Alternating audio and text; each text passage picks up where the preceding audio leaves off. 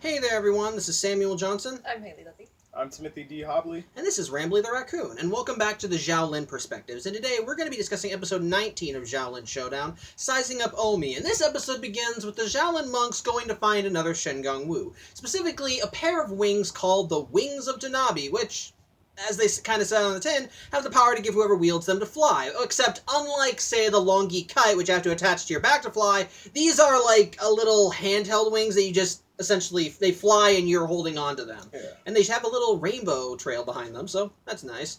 However, as the Xiaolin monks are making their way there, the bad guys have already beaten them there, and we see that Jack, Spicer, and Wuya have already gotten some extra help, as they have a Cyclops. A big, red Cyclops. It's dumb as rocks, but hey, it's tough and big. Terrible toenails. Yeah. Pretty. Not great depth perception. Yeah, but it does find the Wings of Tanabe by digging through a rock pile, and when the Xiaolin monks arrive to try and fight the Cyclops, it whoops their asses. And for some reason, the Xiaolin monks take this loss and think, oh, we can't beat that thing, even though, it's bigger, but they've fought tough opponents before. Yeah. Whatever. But either way, Omi takes the most personally, as he thinks that because the Cyclops was so much bigger, then he kind of needs to find a way to measure up, especially since out of all the Xiaolin monks, he's the smallest, so he thinks that he has to try harder.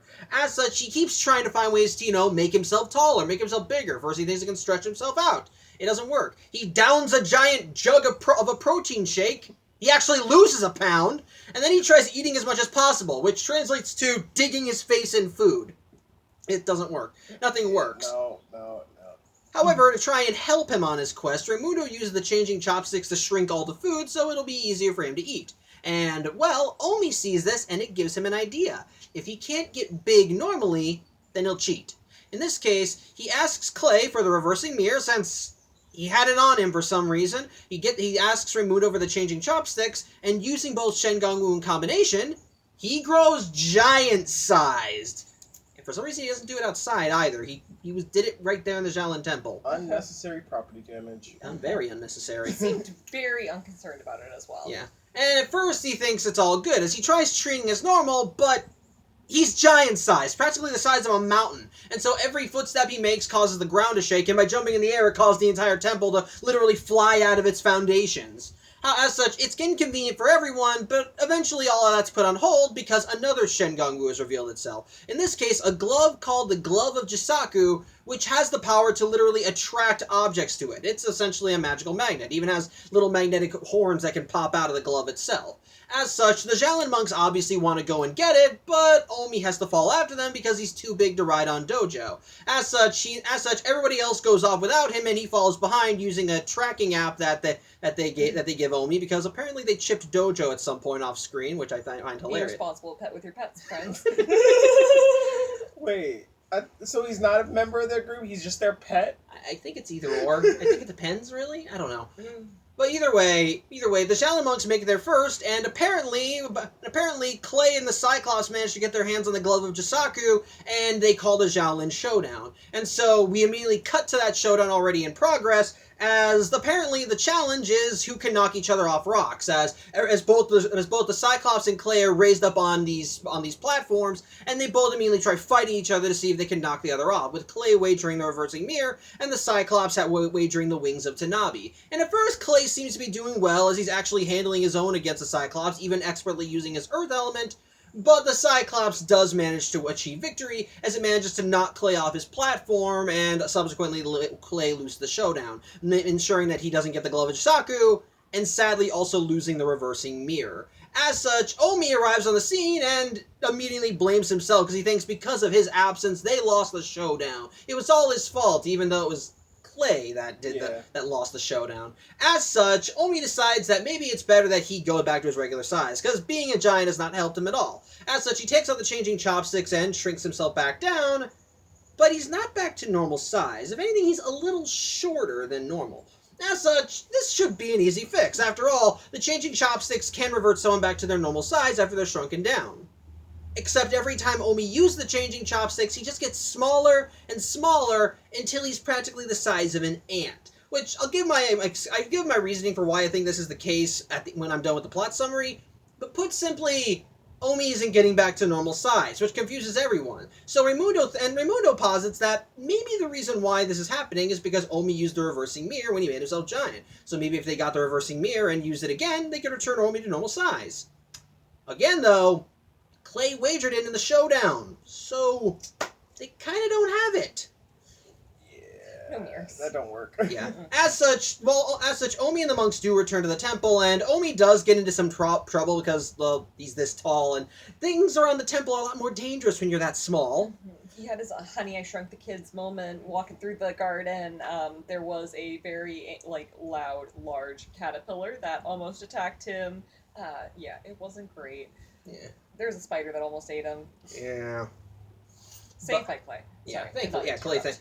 And the Xiaolin monks do eventually try and give him a place that he can stay by emptying out a birdhouse, but they realize that they can't keep him this way, as apparently there is a dangerous side effect to using the changing chopsticks, as apparently if you do not return to normal size within a day, you will be stuck that size. You think they would have mentioned that at any point? Yeah, they before never. now? Yeah, I've never heard about this before. Now, for some reason, they're only bringing this up now. Oh yes, the changing chopsticks. They can trick you down to the size of a grain of rice. And if you stay that way for a full day, you're stuck like that forever.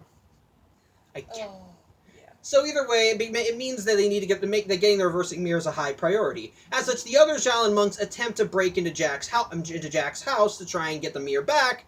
But the Cyclops, who is busy getting tended to by Jack, because, well, he's the only one who can do it, immediately sniffs them out and then zeroes in on them. And, again, he whoops their asses. As such, the bad guys have somehow learned that Omi is shrunk. I guess they're spying on them, I guess.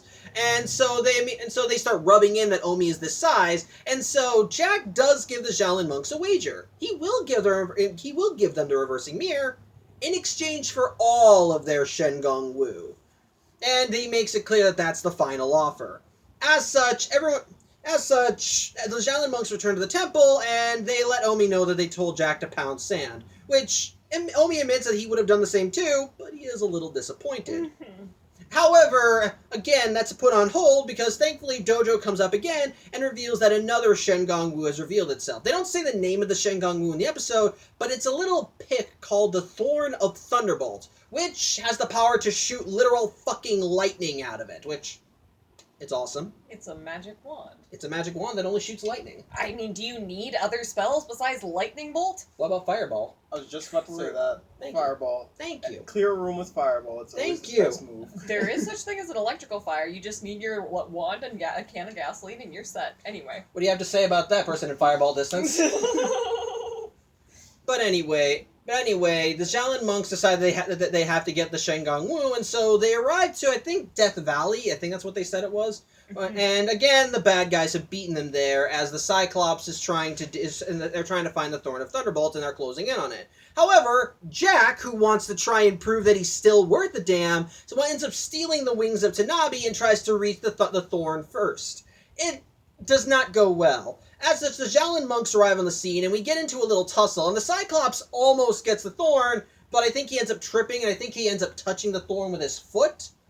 And so Omi ends up jumping to the Thorn, and because both him and the Cyclops are touching it, he challenges the Cyclops to a Xiaolin showdown, with him wagering the Orb of Tornami and the Cyclops wagering the Reversing Mirror. And to add extra fuel to the fire, Omi also calls a Shenyi Bu Dare. There's no extra rules added for this one, but Omi does also have the Cyclops wager the Jetbutsu, and because Jack dropped the thing, Omi managed to grab the wings of Tanabe and wagers those as well. Which annoys Wuya, but she does accept both challenges on the Cyclops' behalf. And the showdown this time, it's a race to the finish. Omi and the Cyclops will race through the Valley of Death, and whoever can reach the finish line first is declared the winner. As such, rules in place, Xiaolin showdown time, and as always, the entire environment shifts around them, and it becomes quite literally a Valley of Death. The trees wither up, the plants come to life, all the rocks turn black and soulless. The sky, I think, turns red or purple, I don't know. It was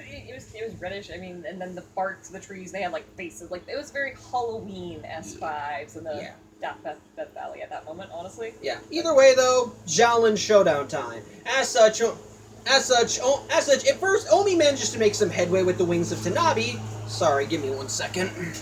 Apologies, we're doing this on a porch and there was a lawnmower going on outside. But anyway, like I said, Omi is making headway with the wings of Tanabe, but it's just kind of a matter of size at this point. As while the wings of Tanabe are fast, Omi's still this tall, and the Cyclops is still a fucking giant, and so it's able to make leaps and bounds around Omi. As such, while Omi does get creative as he finds paths around the Valley of Death, eventually even he starts getting knocked aside as when he and the Cyclops get close to the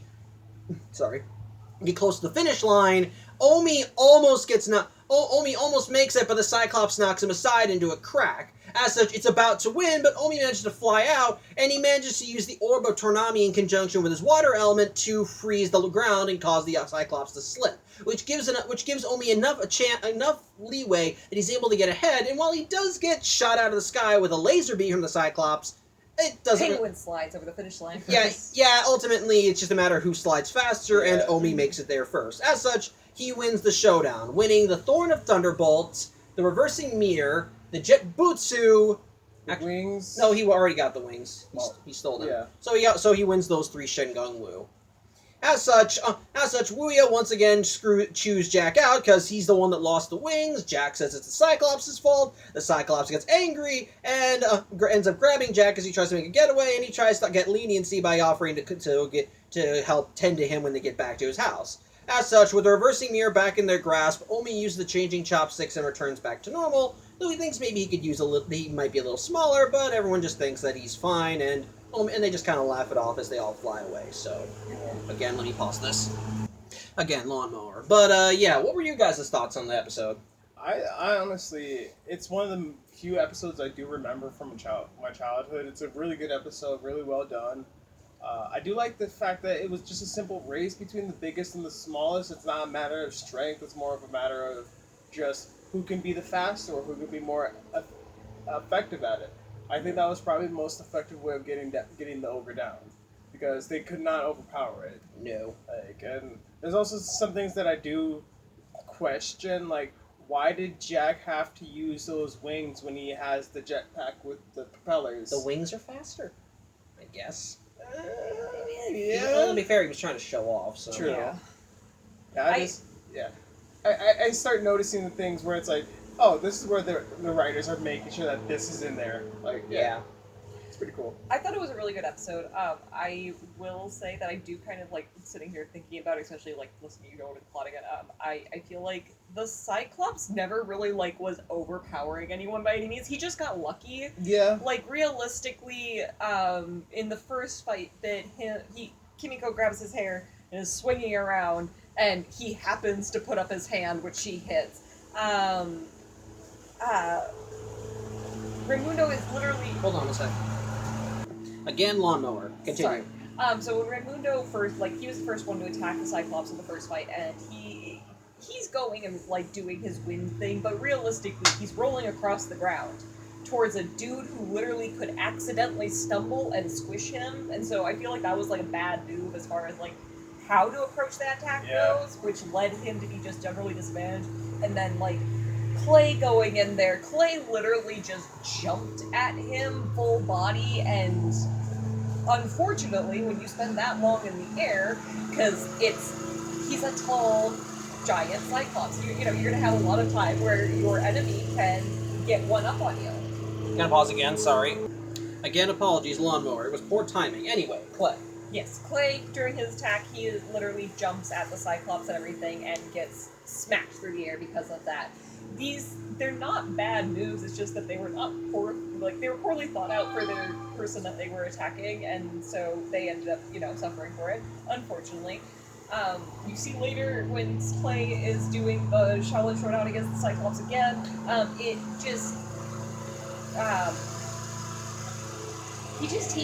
didn't have...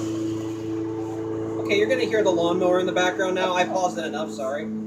He didn't have, it wasn't that he didn't have a good strategy, it wasn't that he couldn't win, it's just that luck of the draw wasn't that the Cyclops happened to knock the pillar that he was on at an extremely low point, which caused an inevitable collapse. Yeah. Even the assault on Jack's home I will admit, while the Cyclops did have the upper hand in that regard, again, it's more that it caught them by surprise and they didn't have a chance to counter it.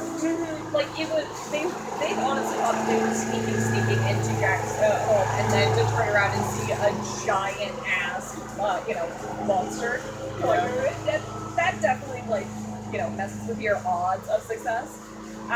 Yeah. I feel like when you when you get to the last showdown and you have them in a situation where it's an actually thought out, planned out fight, and like you have Omi having a chance to strategize, like it makes it so that it was he's I wouldn't say that he's an underpowered enemy by any means or anything like that, or like if anyone else was cheese, but I will say that he was definitely like, yes, now you've got your crap together and you can beat the Cyclops, sort of thing. Yeah.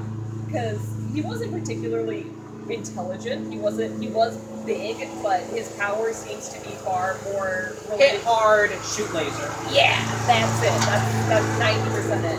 I appreciate Omi in his little self-obsessed way of, obviously, I just need to be a little bigger and then I'll be able to solve all of your guys' issues. No worries, I can do that. And then immediately, once shrunken down, oh, well, I was perfect the way I was to begin with, sort of thing.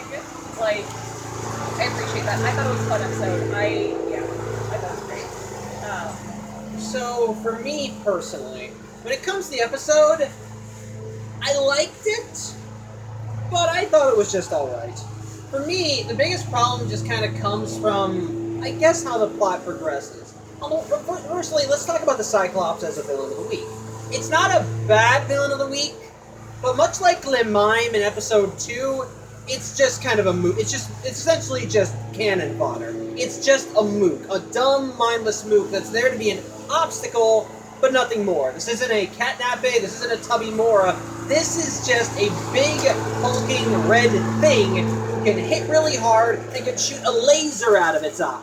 And to be fair, it does get some wins against the Xiaolin monks. It whoops their ass as something fierce, and clearly is someone that if you don't have a proper strategy against, you could beat. The problem is, it's just a dumb Cyclops, and and its muscles are really all it has going for it. It's an intimidating fucker. It definitely looks like a monster in the purest sense, because the red skin, the way it talks, has sharp teeth, and it just kind of wears a cloth for clothes. It definitely works for what it is, but it's not like one of the biggest things. And secondly, I think the problem for me is also how the main conflict is handled. Now, the thing is, I'm not against how the episode kind of frames this plot, because it's once again an episode that kind of confronts Omi's own sense of ego, as he kind of still has a high opinion of himself. And while this episode is basically him trying to find a shortcut around taking on the Cyclops, and of course him dealing with the consequences of that when he tries to undo it. The problem is, I don't like how the revelation comes halfway through the episode with a conflict that he had absolutely nothing to do with, and unfortunately, as a result of how he gets shrunken down, it doesn't really feel like the conflict is solved, more like it's just stretched out after Omi has learned his lesson, so to speak. And I guess the idea is that, well, he's got to learn the consequences of his actions, but I think he already did, because he was like, because I wasn't here, Clay, you lost the showdown, so it's best that I just return to normal size, which I guess you could argue maybe they had to try and have the lesson stick, so to speak, but in my opinion, I felt like they stretched it out a little too much in that regard. And on top of that, what's weird to me was how the bad guys learned that Omi had shrunken down. Because, like I said, he shrunk down after the bad guys left, and they already had the reversing mirror. So, unless that they were spying on the monks, which is possible,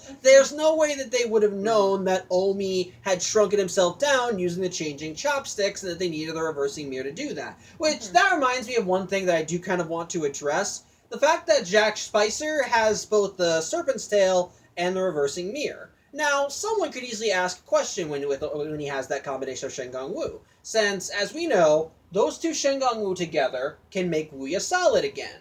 So the question is raised, why doesn't Jack use those Shengang Wu to make her solid again? Why would he? Like, really? Why would he? Yeah, no, I mean, Jack has no interest, at least from my personal theory, Jack has no interest in making Wuya solid and have an actual corporeal form in any way. Her as a ghost means that she gets to stay his forever mentor and just kind of, like, go on all of these cool missions with him and do all, like, they're gonna be forever partners, sort of thing. Yeah. But if she gets a physical form, she doesn't need any help anymore. Yeah, and the thing is, we spent the beginning of the season with him helping the Xiaolin monks try to stop her, because after all, he wants to rule the world, and he doesn't want to share it. Your leg's in the way of your face, by the way. And so, as a result, it makes sense why he wouldn't want to do that. He would probably, while I would still call into question how quickly he would take her back, it makes sense why, even if he did take her back, he wouldn't make her solid again, because again, he wants to rule the world. Can't exactly do that if Wuya's in charge. So I kind of sorry, I don't mean to interrupt you.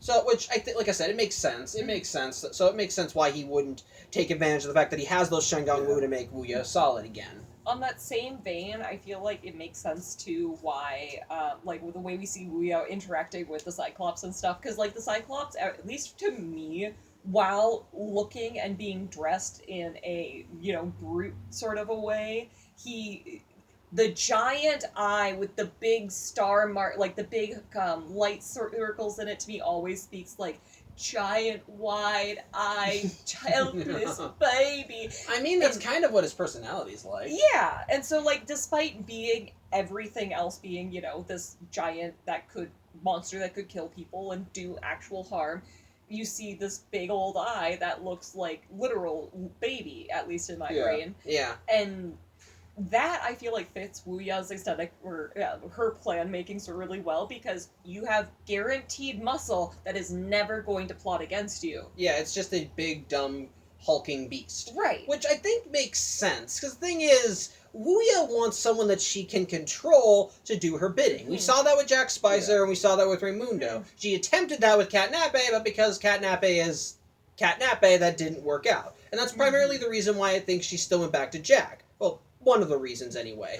But so at the very least, I think it makes sense why, if she decided to actually employ a henchman of her own, she would go for someone that could get results with strength, but would be too dumb to question orders. Hence the Cyclops. So I think that does make sense. But kind of going back to my original complaints before I kind of started sidetracking with the reversing mirror, again, I feel like that when it comes to the plot progression, that's kind of dumb. And again, the whole changing chopsticks thing about how if you don't return to normal size in a day, this is literally the first episode where that is brought up. Yeah. That was very out of the blue, sorry. Yeah, like every other time, like whenever we hear about the changing chopsticks prior to this, all they said was it can shrink you down to the size of a grain of rice, and it can change you back to normal, So it's really weird that we hear that, apparently if you don't turn back within a day, you're stuck like that. Yeah. I guess it's like an Animorphs thing. Stay that size too long, you're stuck that way. Yeah.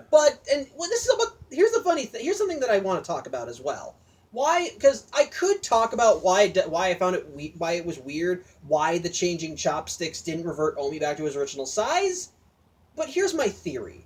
I think that when you use the changing chopsticks, on a metaphysical level, they map out your body, so to speak, your size, how you're supposed to be, etc. And so when they shrink you down, when you use them again, they can revert you back to your proper size and actually get it right. The problem is that when Omi used the changing chopsticks in conjunction with the reversing mirror, it screwed up the process. Because obviously the reversing mirror reverses the effects of any Shengang Wu, so it makes Omi big. As such, when he tries using the changing chopsticks again, they're trying to work with essentially bad math, so to speak. Because it's trying to map out what Omi's real size is, but because the changing chopsticks were involved in getting him big, they already know this is the wrong size. So all they can do is shrink him, but they has no idea what the baseline is anymore, because it's shrinking him from something that wasn't the baseline at all. And so instead of returning him back to normal size, it's just, the changing chopsticks just do what they do best and just keep shrinking. Essentially, it's like I said, it's just working with the wrong calculation, so to speak. Hence why the reversing mirror would become a necessary part of the process. It's like doing a math problem with the wrong equation. Exactly. And that's what I think. So I'm willing to give a pass to Omi not needing the reversing mirror to return back to normal size, because I think that was the case with that. But when it comes down, when it comes down to plot progression, well, I don't think it's awful. Like I said, it has enough of a conflict with the Cyclops, and it's not bad. It's not bad. It's just that with the way the plot progresses, it does feel a little dragged out, so to speak. Yeah, because Omi has got like the conflict with Omi. It plays on his arrogance, so to speak, and again, that can work. But they come to the conclusion of that halfway through the episode, and then instead of having Omi instead of Omi having to learn from that, he instead gets further consequences, even though he's already at a point where he realizes this was a bad idea. Which the thing is, kind of comparing this to another episode that did this, with The Ring of the Nine Dragons, while they did show that there was a fault with Omi using that Shengang Wu, what made that episode work in comparison to this is that Omi didn't realize the fault in using the ring until near the end of the episode. Even when he was suffering the consequences of using the ring at first, he just thought, oh, I can still make this work, and then used it again later, which just made things worse. And then likewise, but whereas in this episode, he quote-unquote learns his lesson halfway through, and then we just spend the rest of the episode dragging out with more consequences. Sorry, what do you want to say? I got two things. First thing being that I feel like, I personally feel like, while I do see where it could have kind of dragged on, because it kind of just, it feels like it's saying the same thing multiple times, I do feel like that's more of, because the episode starts out with a central plot being Omi deciding, figuring out that you're the perfect size, no matter what sort of thing, and him doing that storyline, where you also have, but also and this, and this, and this, and you kind of even can argue, you see that in the Xiaolin showdown. Too many plot threads in one place. So you can even see that with the Xiaolin showdown, because it's like when they start looking at the Shengang Wu's and like the ones that he's including, it's literally they have the two, and then I've also stolen the wings, and then and then we're gonna do that. Like it's a lot shoehorned into one thing, and so it becomes a very, very meaty, very small sandwich. Yeah, I think that's the real core of it, actually. It's just too much stuff happening at once, and it doesn't really have an understanding of what they want the plot to be. Like, it starts with Cyclops, gotta take it down. Omi has this pig-headed idea. Then he realizes, oh, this is a mistake, tries to fix it, which in turn leads to another problem, which in turn leads to another problem, and all of it just kind of peels back together. It doesn't really give time for any of these individual plot threads to breathe before it moves on to the next one. What I would really have appreciated, because I do feel like it was necessary for Omi to go that small, if only because I don't think he would actually have gotten the thing in his brain of, yes, me shifting my height so I am way bigger than I am is not a great idea, not going to be helpful, one, because you're just going to have to relearn how to fight and do all sorts of things, just because you are an entirely different body shape now. Yeah. That is difficult, learning how to fight in a completely different body shape than you're used to. Mm-hmm. He's not looking at that sort of a thing because he's caught up in this idea of being as big and as powerful as the Cyclops, and so I feel like him being completely left out of that first fight and being like trailing behind, unable to catch up sort of thing, showing that him, the size that he thought was going to be the powerful size, is actually like not just a hindrance, but almost like it's a burden. Why are you here? Like, sort of a thing. Yeah, it's not bad. No. That's not a bad plot at all. But then I do feel like it is also necessary, like, I feel like they should have touched on this more and explained it more, added more to it, but I do feel like it's also necessary for him to go smaller and have that victory there, because, like, I honestly feel like he would probably chase down, like, well, maybe if I'm just an inch taller, or, like, a foot taller instead, I just dreamed too big. Actually, I can kind of see the logic there, especially since one of the theme of the episode was trying to essentially learn that strength is not just size. Not just size. It's about the power. It's about how you use your strength and basically how you do that sort of thing. So in a way, I do kind of understand that, as it's basically by shrinking Omi down to that small size and then having him win the showdown. I think actually does work to the episode's benefit by trying to hammer it in. It's just that it doesn't really feel as explained as it should have. Like I said, because we had Omi come to the realization of, oh, this was a bad idea halfway through the episode, and then instead dealing with the opposite problem, it feels like it's two separate stories that are kind of Frankenstein together, and not in a good way. And that doesn't mean that either one is bad, it's just that they needed more time to breathe, if that makes any sense. That is, I definitely agree with you on that. I feel like if they did one episode, like episode 1A, and it was, only big, and, everything up to that first Xiaolin showdown and everything, and that first moment, like, him going and being like, God damn, this is actually not really what I thought it would be, and then the next episode being okay, I'm gonna put myself back to normal, and then ending up super small and having the, holy crap, this is worse! Yeah.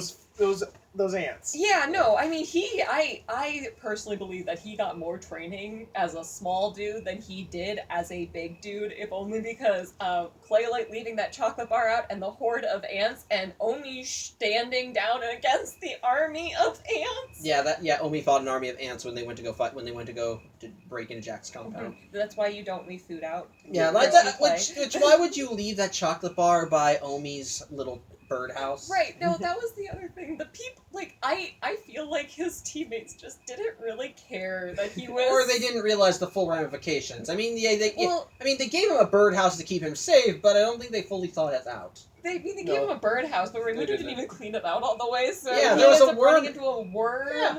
Like, Clay left his chocolate bar right next to the birdhouse, so Omi's under attack while they're gone. Like, yeah, basically.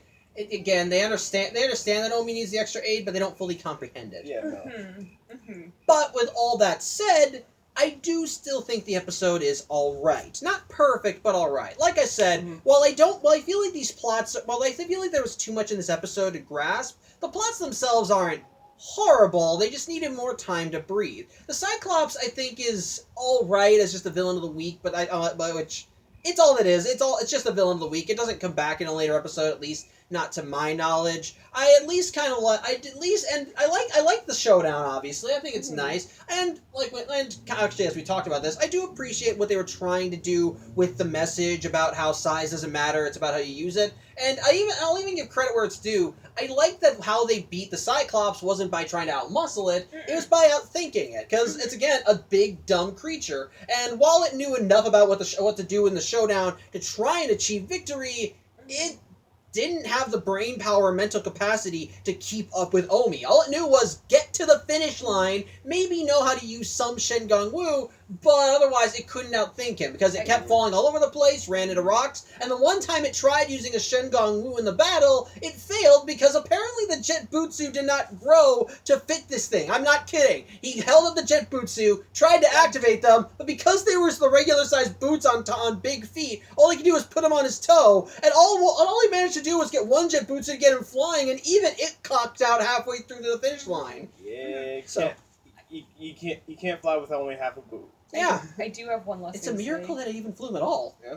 I do have one last thing to say. I do appreciate that, like, what you're talking about with how they did beat with a plan. They did beat the Cyclops with more of a plan than it was just, brute forcing their way through it. There was also a big bit of chance. Like, that end bit when Omi got shot out of the sky, they're both literally just sliding. Yeah. Yeah. And it's more, even in that moment, though, which this, I suppose, does drive that home, that message of strength does not equal power. Even in that moment, though, you just see tiny, tiny dude and big old dude, and Yeah, it was lucky. Yeah, it was lucky that Omi managed to get across the finish line first. But either way, I at least do like that. And of course, since it's new Shen Gong Wu in this episode, thoughts on the Shen Gong Wu. Wings of Tanami, I like them. I actually like them a little bit better than the Longi Kite because I don't know. I like the whole. the rainbow dash. The rainbow dash, the rainbow glider. dash, the fact that you can hold on to it to fly around, I thought that was cool. The Glow of Jisaku, I think, is alright. It's versatile enough in that regard, as it can summon any objects to you. Maybe it's a bit underutilized in the series, but otherwise it's cool. And the Thorn of Thunderbolt, again, it's a thorn that can literally shoot lightning out of it. That's fucking awesome! You win! Yeah. You got that, you win. Just retire, become a storm wizard, and call it a day. Yeah. Someone comes walking into your door. Don't pull out the shotgun. Pull out the thorn. Boom. You could start your own power company. I have all the power now, bitches. Just zapping a battery repeatedly. If that But worked like that. Like you just keep going, Thor of Thunderbolt, Thor of Thunderbolt, Thor of Thunderbolt. Although apparently you'd be throwing your arm out, and could you just keep going, Thor of Thunderbolt? It's all in the wrist. Yeah, well, you have to be standing there all the time because it doesn't need to generate electricity for you to give electricity away. Yeah, true. So there's the only flaw in the plan, but otherwise, still a cool Shen Gong Wu. Yeah. And when it comes down to it, while I do have my own problems with the episode, in terms of structure and cohesiveness, and some things that just don't make sense for me, but overall, it's an all-right episode. Not a great episode, but all-right enough. Cyclops is a decent villain of the week, and thankfully he's not overused later in the series. He could get there were some laughs in there. I liked the eventual showdown. The plots themselves, the plot lines they were going with are not bad in themselves. They just needed more time to kind of spread out, yeah. Yes, to spread out. They needed more time to grow. The showdown, I think, was good, and at least I think it was a good way of taking down the Cyclops. Overall, it was just an all right episode for me. Again, not perfect, but all right, entertaining enough, I guess. So yeah, I would have to agree with that. All right. Yeah. I'd say it's pretty good. Yeah. No. Okay. Entertaining. So yeah, is that pretty much all anyone has to say? Yeah. Okay, so yeah, again, I hope you enjoyed the video. Again, apologies for the lawnmower in the background. That was just, again, poor timing. But I hope you enjoyed the video. Once again, I'm Samuel Johnson. And Handy Dudley. Timothy D. Hobley. And this is Rambly the Raccoon. And I hope to see you next week. Take care.